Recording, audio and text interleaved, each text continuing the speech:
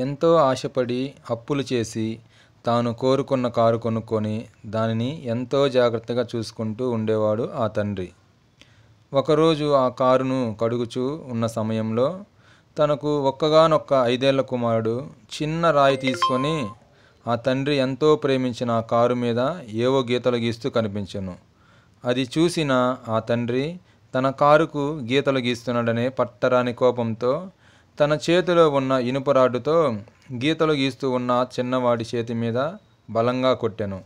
ఆ ఇనుప రాడ్డు దెబ్బకు ఆ చిన్నవాడి 4 వేళ్ళు తెగిపోయి రక్తం చిమ్మెను.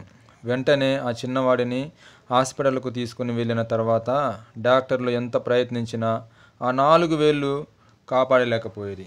తండ్రి కోపానికి 4 వేళ్ళు పోగొట్టుకున్న ఆ చిన్న బాలుడు అమాయకంగా డాడీ, నా 4 వేళ్ళు ఎప్పటికల్లా పెద్దవి అవుతాయి అని ప్రశ్నిస్తుంటే ఆ బాధను వేదనను తట్టుకోలేని ఆ తండ్రి, అయ్యో నా కోపమే గదా నా బంగారు తండ్రి చేతిని మొండి చేయిగా మార్చివేసింది అని ఏడుస్తూ తన కారు దగ్గరకు వెళ్ళి, ఈ కారు మీద నాకు ఉన్న ప్రేమే నా కుమారుని గాయపరిచే విధంగా చేసిందని కోపంతో ఆ కారును తన్నడం మొదలుపెట్టాను.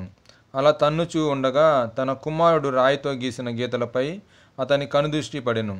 ఏమని గీశాడని దగ్గరకు వెళ్ళి చూడగా, డాడీ నువ్వంటే నాకు చాలా ఇష్టం అని వ్రాసి ఉంది. అయ్యో నా ముద్దుల కొడుకు నన్ను ఎంతో ప్రేమించి, డాడీ నువ్వు నాకు చాలా ఇష్టం అని వ్రాస్తే కోపంతో కారుపై